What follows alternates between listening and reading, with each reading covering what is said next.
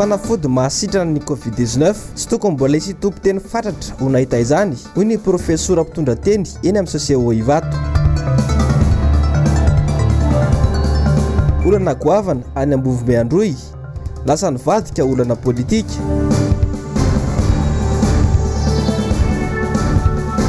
Komite fampihavanana malagasy miantso fifampiresahana amana io olana any Ambovimbeandroy io.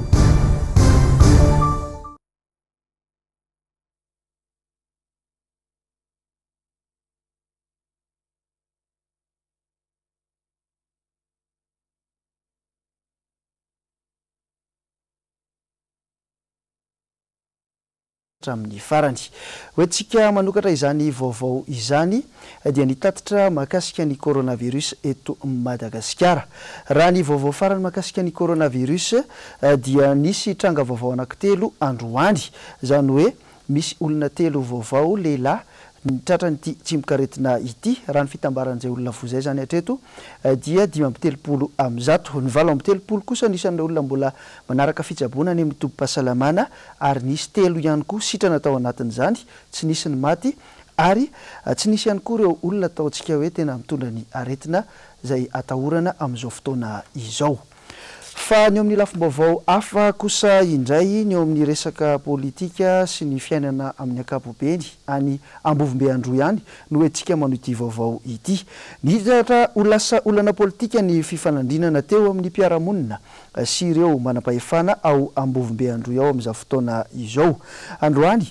dia nalefa eny amin'ny fampanoavana ny lefitry ny ben'ny tanàna ao an-toerana sy ny mpitambolan'ny komuna. Andrasana kosa ny vaovao momba ny député Milavonjy izay voalaza fa notazomina tamina hotely iray ao Fort Dauphin ao. Manao ny famotinana mikasika ny zava-misy eny an-toerana moa ny mpanao gazetina manay Paubert.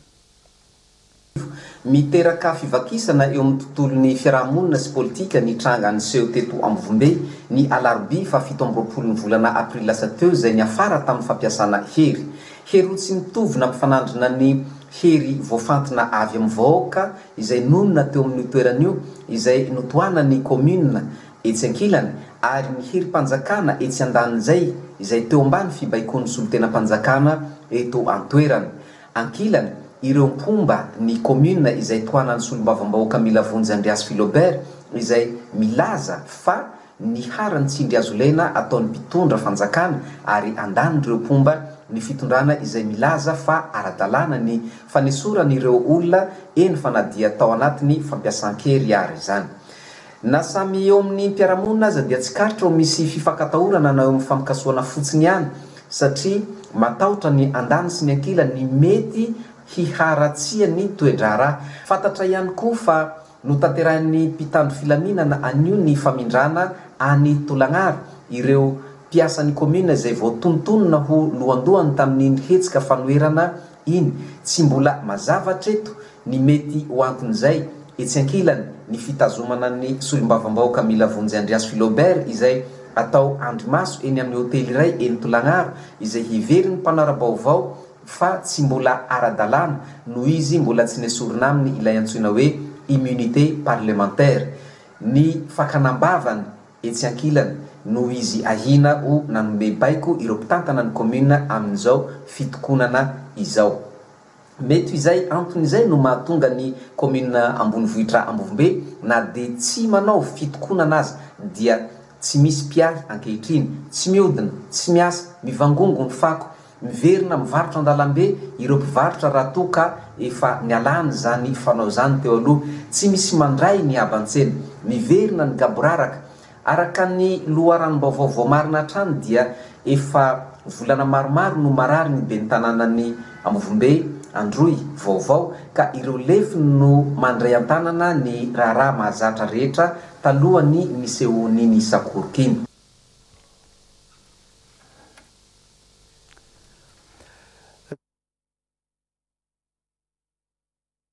Efa nisy ny taratasy nalefa ny filohan'ny anteny miram-pirenena Christine Razanamasoa ny sekretera mpanjakana miadidin'ny gendarmerie fa tsy azo asorina ary tsy nasorina ihany koa ny tsy azo ivalozana na le atao hoe immunité parlementaire ho amin'ity solombavam-bahoaka ity ary nisy ihany koa ny antso izay mampilaza amin'ny mpitandro ny filaminana any Ambovimbe fa avy amin'ny filohan'ny anteny mera-pirenena trany fa tsy maintsy mamonjy aty Antananarivo mialohan'ny 10 May ho avy izao ity solombavam-bahoaka ity. Vaovao mifampitohy amin'izay hatrany dia naneho ny heviny mikasika iny toedra raha mafampana niteraka savorovory tany amin'ny distrika Ambovimbe Androiny ny filan-kevitra ny filoha-lefitry ny CFM avy ao Ambovimbe Androy ao. Teny Faravohitra teny no nanatanterahana izay mitatitra ny vaovao Injavandrema efa sy toky Ramalola. Mbola tsy nahitamba-olana treto ilay raharaha namoizana ain'olona tany Ambovimbe Androy. Fikasan'ny fanjakana andrava-toerana maro be ao an-toerana anorenana tsena manara-penitra no antony natonga ny savorovoro tao amin'ity faritra ity ny alarobia lasa teo. Tsy mba misy toerana anoman'ny fanjakana nefa hamindrana ireto vahoaka izay efa nanazaro io tany io fa avy hatrany dia nogazana tsotso zao fotsiny. Oravana daholo amin'ny alalan'ny bulldozer D4 D6 ireo faritra rehetrarehetra izay nitoerany tsena ao an-tampon-tanàna Ambovimbe ka io zany vorava ka tsy mba hisy dédommagement mifanandrify ho an'ireo olona izay nahazo an'ireo faritra ireo. Ka ny vanim-potoana raha teo moa any atsimo amin'izao fotoana izao dia misy dia antsoina hoe kere ity. Ka mora amin'ny olona indrindra fa misy ihany koa ty resaka coronavirus ity ka mora ny mandrefitra ny afo amin'ireo olona izay voatery efa tsy manana asa raha teo koa no misy ihany koa ny tsy fisian-tsakafo manera ny faritra Androy manontolo ka pitikafo kely dia ahafahana mandrehitra ny raharaha toy izany.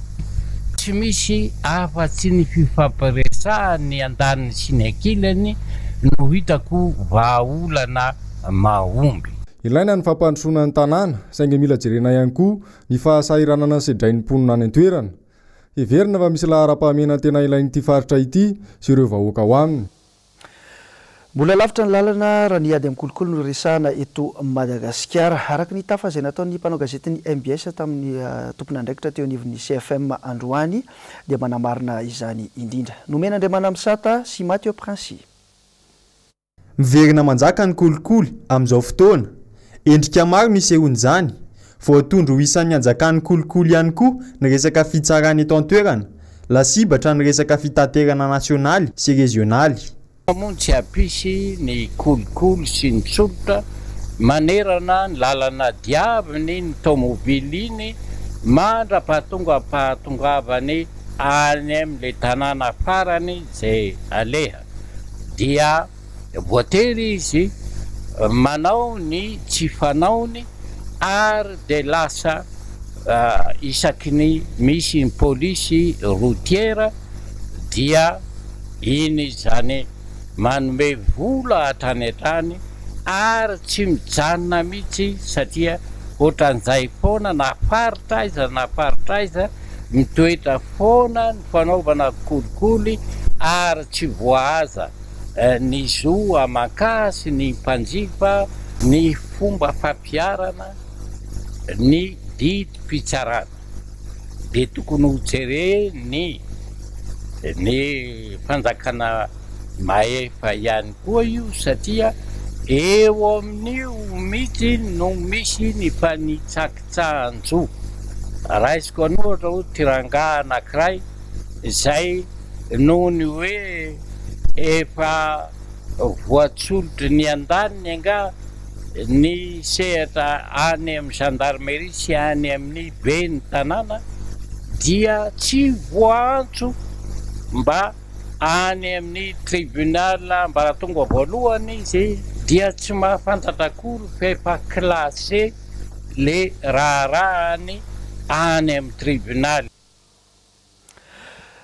Fa nanaitra ny mpanara-baovao maro omaly ny fanambarany ny professeur Volotina Daniel teny amin'ny fobebebekoana momba ny Covid-19 teny makasika ny fisorohana sy ny fitsaboana ny Covid-19 maneran-tany indrindra ho antsika eto Madagasikara. Asina Andriamalala sy Manora Andriamalala.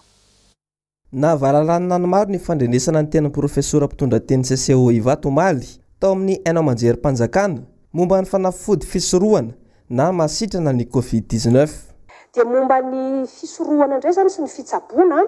eo indrindra zany mbola tena atao hoe mbola mikatry domafy ny atao hoe communauté scientifique satria hatreto zany dia samy manao karoka eo amin'ny 300 any zany zao mirana amin'izao tsika amin'ny teny zao ny isan'ny fikarohana atao maneran-tany momba ny amin'ny fanafody na ny fisorohana io na ny fitsaboana dia samy mikatroka daholy ary hatreto zany dia mbola tsy misy mihitsy ny tena hoe ity no izy na ity no tsy izy fa samy manao ny antsy ho zavatra daholo zany ny firenena ary anisantsika anisany nanao an'izany fikarohana zany samy manao ny azy daholo ny firenena rehetra zany amin'ireo fanafody mety efa nampiasaina amin'ny taonany maro taka ny teto amintsika zao fa misy koa fanafody efa nampiasaina amina zavatra hafa mihitsy any apita dia reny ny fanafody mamono ny tsimokaretina amin'ny vantana sy ny sisa zany izay teneniko hoe tena anjatony maro ny fikarohana atao momba an'izy io fa ny fehany tsaro fantatritsika zany dia hoe samy miezaka ny firenena tsirairay avy ary ny hita zany dia hoe samy tsy mbola misy afaka mitompo teny fatratra hoe ny anay tandrefana ty ihany ny tena mety izay ny tena nahita satria nary zareo ankehitriny zany dia mbola tsy afaka manao tsokevitra mihitsy hoe ity fanafodina ity ny tena mety na iry fanafody ry averiko any na eo amin'ny fisorohana raha izay teny profesora Vololtina Antamari Daniel izay no fakafakaina dia midika izany fa tsy Madagasikara irery no mikaroka ny fanafody masitrana sy sorohana ny coronavirus io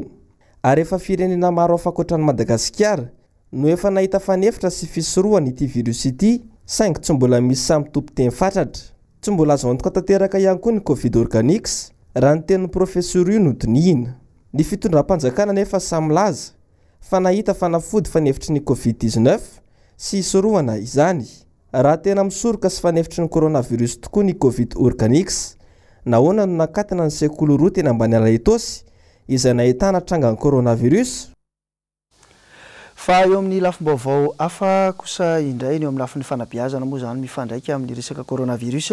dia namoaka fanambarana androany ny Cisco na Tsimondrano fanakatona ny sekoly tsy miankina iray eny ambany ala itoseny noho ny fisiana trangana coronavirus ao amin'ity sekoly iray ity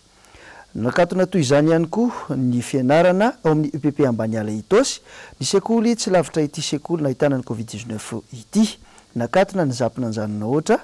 itosy noho izany ihany koa sy ireo sekoly manakaiky sy manamorona io sekoly voalaza fa nahitana mpianatra iray voan'ny coronavirus tao itosy io ihany fa hitaterina amintsika kosa ao anatin'ity vaovao ity ireo fepetra sy ny fanaran-dalàna mahakasika ny resaka coronavirus amin'izao amiana ara-pahasalamana izao maro amin'ny malagasy eto andrenivohitra no miny mandika ny fepetra momba ny valana retina coronavirus rehefa natao nefa ny fanadihatiana tamin'izy ireo dia maro no anton'izany noho fitiavana sy Mathieu Prince no mitatotra ny vaovao marobe ireo endrika tsy fanarahan-dalàna miseho eny anivon'ny fiarahamonina eto andrenivohitra momba ny fepetra fiboana tamin'ireo taxi be nanaovanay fanadiadiana taxi be tsy latsaky ny 5 no tsy mampiasa ny gel désinfectant intsony zava-dehibe anefa izany eo amin'ny resaka fahasalamana tsy voaja ihany koa ny isan'ny mpandeha any anatin'izy ireny misy amin'ireo fiara fitateram-bahoaka sasany no mbola mini mitondra mpandeha mihoatra ny isa efa voalaza nanomboka tamin'ny semaine ambony iny zany tamin'ny voalohany izany nisolo isan'andro ihany fa rehefa avy eo niova le izy tsy haiko fahitana io ny association fitilo no mizara azy ao dia tokony zareo ihany ve zany manao azy mpandeha zany misy menimena moa dia azavaina azy ihany le izy dia comprendre ihany zareo le izy zaho fampiantoka be le mandeha makany amin'ny mpanaovana DDT satria ny gasoil lany ny fotoana lany dia tokony mba atao isako ny coopérative le izy raha azo atao dia raha ny etahitanay moa zany le miasa pariviny andro aloha ny tena tsara satria le pointy amin'ny riva zany no tena matetika zona mameno an'le vola-tsiany coopérative mirindra zao misy anay amin'izao 194 dia raha hoe 200 zany misy ana fiara complet ato aminay dia mety eo amin'ny 50 miasa satria be dia be ry zareo tsy mety velevele le tompona fiara tsy manaiky an'le vola le aterina amin'le demi-journée zany satria miankina amin'izay azo eny tsy maintsy aterina dia izay no mahatonga anay somary vitsivitsy aloha amin'izao araka ihany fa zay zao androany tsy nahazo fa tsisy tsono zely vola tsisy ny androany fa tsy haiko raha pitsona misy na hoana hatramin'ny iray oratoandro no fepitoana ahafany be sy ny maro mivezivezy ankoatra ireo izay tsy maintsy mivoaka ny trano maro nefa ny mbola mirirary eraky ny arabe manginy fotsiny tsy fanajana ny elanelana iray metatra Tsy vitsy amin'ireo vahoaka koa no tsy manao ny tapimbava araka izao hita amin'ny sary izao. Ny akoatran'izay resaka ray metatra aloha dia miala tsiny fa tsy voajantsika eto Nosy-Patrana mihitsy ilay resaka ray metatra aloha. Zay aloha dia tsy azo lavina. Ny amin'ny ankapobeny. Ny amin'ny ankapobeny aloha zany misy foana ny tsy manao e. Tsy dia hoe zato isan-jato tsy manao daholo fa misy tsy manao ihany ny sasany. Le ray metatra aloha zany misy voaja, misy tsy voaja. Satria raha mitazana eto tsika dia reny zao ankizy milalao mifampisangisangy. Toa tsy misy miraharaha ny fepetra fiboana izany tsony izay dradradradraina amin'izao fotoana ny malagasy. Miverina amin'ny fomba fiaina teo aloha ny rehetra raha ny tantaratra. Aiza ho aiza ireo mpitandro ny filaminana natao ho andry anaramaso ny fampiarana ireo fepetra ireo.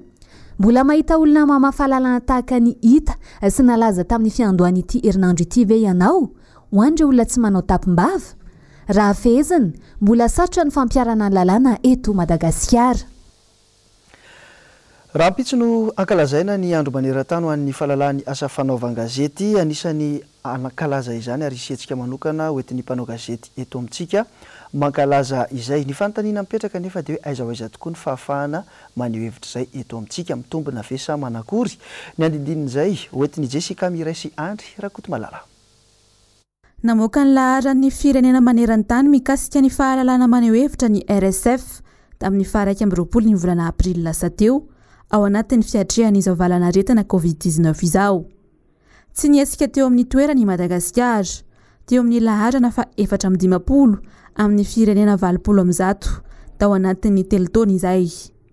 Tao anatin'ny iray volana monja, niatrehana ny fahamiana ara-pahasalamana nefa.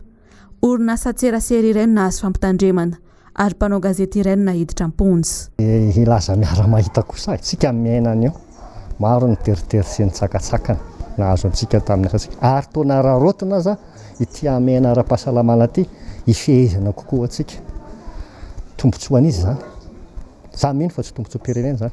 Satria tsisy mpanao gazety ananao foana zany, tsisy mpanao gazety tsy lazany marina momba ny valana aretina. Ahafahan'ny olona miaro tena. Fa tsy atao jojorombana fotsiny hoe ity tsy maintsy ianonareo, ity tsy maintsy ataonareo. Nefa nanaiky tsika, nandray andraikitra. Nanao an'ireny hoe miaraka mandefa ny vaovao ilain'ny fanjakana reny. Efa zava-dehibe zay. Fa misy vaovao hafa tokony fantatry ny olona. Ahafahany mandray andraikitra misimisy kokoa. Izay ny asantsika. Izay ny atanantsika mahatonga antsika mivoaka isan'andro. Avelontsika anisan'ny sokajin'asa afaka ny asantsika nandritra ny fiatrehana ny fiboahana iny. Fa voasakasakana ny loharanom-baovao. Tsy mahazo ny loharanom-baovao tena mazava isika.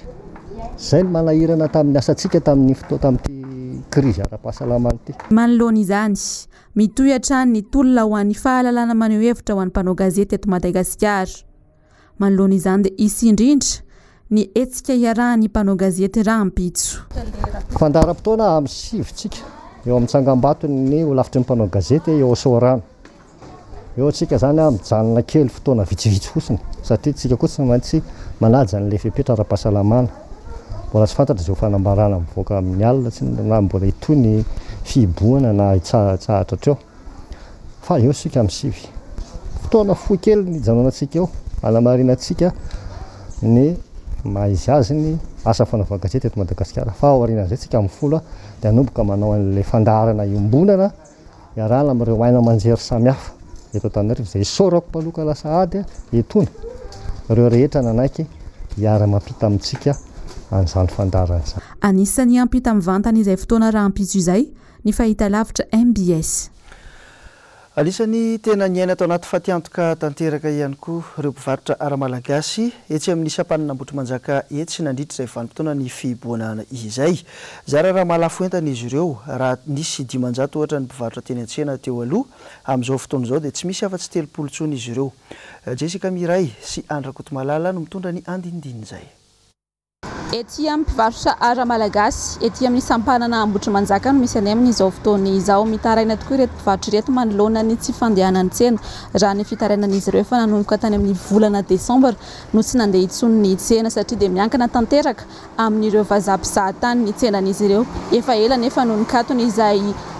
sisy tany Madagasikara izay ka mitaraina tanteraka ireto mpivarotra ireto satria zara raha mandeha ny tsena ary misy arany tsy malafo mihitsy mandraparivan'ny andro sy manao tonga le amin'ny ray ora tolakandro ivoahany tsena iny andenge ho anontanytsika indrindra zareo mahakasika izay tsenany zareo ety amin'ny sapanana Motry Manjaka izay. Fandehan-tsenanay aloha dia tena sarotra sady perte be mihitsy zay zao tena resy zay tena tsisy mihitsy ny resaka hoe tourisme sy ny tsirasa fa dia fotsiny dia tonga moa ny amin'ny ray dia manakatony zay dia mahatsiaro sahirana zany zay mpivarotra sy mpanao tanana amin'izao hoe zany dia na sakafo hohanina raha ila tsy ahita zany. Ohatrany hoe raha mba mandeha ty anao herinandro zany mba mety indray mandeha anao mba mahita roa alina ve tsy sorana ny avo fa dia izay zany ny zavatra izy dia mahay makasitaka ny zava-dehibe amin'ny fiainana ny etaeta moa raha mifanetaetanay tsy satrinay hoe mba ho avy ny touriste rehetrarehetra mba hiaina normal ohatran'ny olona rehetrarehetra zay fa saingindrisy moa zao ny zavatra mifeo dia makasitraka zany zay ny zavatra ataoko tsy hitako hoe inona no kasitrahanay amin'izao. Ny tsena zany dia tena tsy mandeha mihitsy satria ny tsenana eto zany dia miankina amin'ny zareo avy any ivelany amin'ny touristique fa zavatra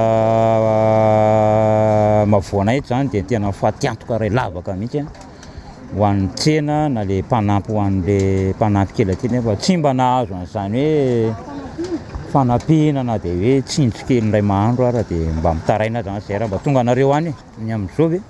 ny amin'izao aloha zany dia misy ara tsy mitondra mody mihitsy fa dia mandeha fotsiny hoe mamonjy an'le fiobiony fa dia tsisy ny ankamaroandreo zao dia tsy malafo zany ndreo zao fa mba hoe mba fomba le mivo maraina dia mba midy amin'ray dia mba mitante kely an'le hoe sitrany ay. Raha ny fitarainan'izy ireo raha ny fiangavian'izy ireo dia mahakasika indrindra ny fanampiana avy amin'ny fanjakana ny tokony tsy hanasivana ho an'ireo olona rehetra izay sahirana amin'izao satria izy ireo anisany miaina anatin'izay fahasahiranana izay noho ny tsy fisian'ny tsena nanomboka tamin'ny volana desambra izay aloha no azo nampitaina tetỳ amin'ny tsenany Ara Malagasy tetỳ amin'ny lalana Sapanana Motry Manjaka.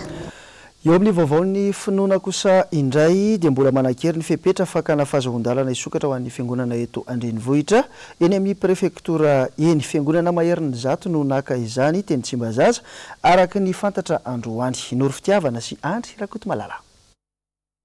Efa misy ny fandaminana manokana amin'ny fanomanana ny fandraisana ny fanasan'ny tompo ho an'ny rahampitso alahady ho an'ny fiangonana sasany. Ezaina ireo mpitandrina sendra anay ny tsisy ny fifampikasoana eo amin'ny olona na ny fitaovana ampiasaina ao amin'izany. Tena manahirana be ny fanomanana fandraisana fa tsy maintsy atao araka izany amola izy. Ny ato aminay aloha zany dia isy ny fandraisana ny fanasan'ny tompo ezahana tsisy n'le hoe contact hoe ny fifampikasoana zavatra avy eny tanan'ny olon-kafa dia makeny mbavan'ny olon-kafa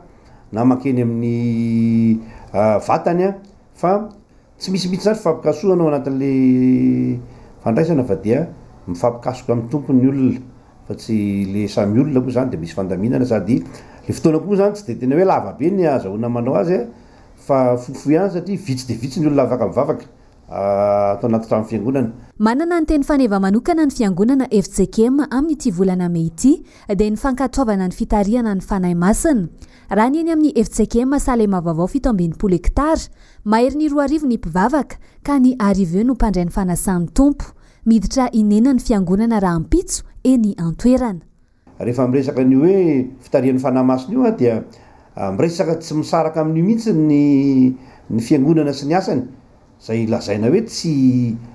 hoe ny foron'olombelona fotsiny ny fiangonana, tsy fe sosiolojika fotsiny hoe misy olona mitovitovy firena, mitovitovy fijery dia hoe akambana ao fiangonana fa resaka finoana an'i Jesosy Kristy ary tsy finoana izay maharesy lahatra ny olona fotsiny hoe foto-kevitra anankiray maharesy lahatra fa tena hoe misy asan'ny fanahy masina ao anatiny eo ka izay asan'ny fanahy masina izay zay mahatonga ny olona ompino dia mahatonga azy koa hifandray ary anana fifandraisana. Ho an'ny fiangonana FLM indray mbola tsy misy hatrany ny fanompoam-pivavahana Rahampitso araka ny fanapahan-kevitry ny mpitandrina. Tsy misy ihany koa ny fandraisana ny fanasan'ny tompo. Mbola amin'ny alalan'ny tambazotra ny serasera Facebook ihany aloha hatreto ny fihaonam-bavaky ny Piny Loterana 720 hektara. Mahagaga amin'izao misy ny fiangonana sasany mitaraina any amin'ny faritra toy ny any Mahajanga tsy navelan'ny sokatra kanefa tsy voakasiky ny fepetra fihiboana. Eo koa ny any ambanivohitra Sambava izay tsy ahitana trangana coronavirus kanefa voatohitohy nandresaka fivavahana. Sehatra maro anefa no avelan'ny fanjakana malalaka toy ny banky, ny olona milahatra fanampiana izay tsy ahitana taratra ny fanajana ireo fepetra ireo. tsy eo amin'ny sehatra hafa indrindra ve no tokony ho mafy ny fepetra fa tsy eo amin'ny fiangonana izay efa fatrapanahajany lalàna ny amin'ny lafiny sosialy mifandraika amin'ny fiainam-bahoaka amin'ny ankapobeny dia anisan'ny lokaloka ny mpitondra fanjakana fa anamboatra ny lalana eto andrenivohitra sy ny manodidina ihany koa tao anatin'izay vanim-potoana ny fihiboana izay miara-mahita nefa ny rehetra fa tsy misy vita ny lalana ny andinidiny izay oetiny ny zavandrema efa sy tokora maro lahy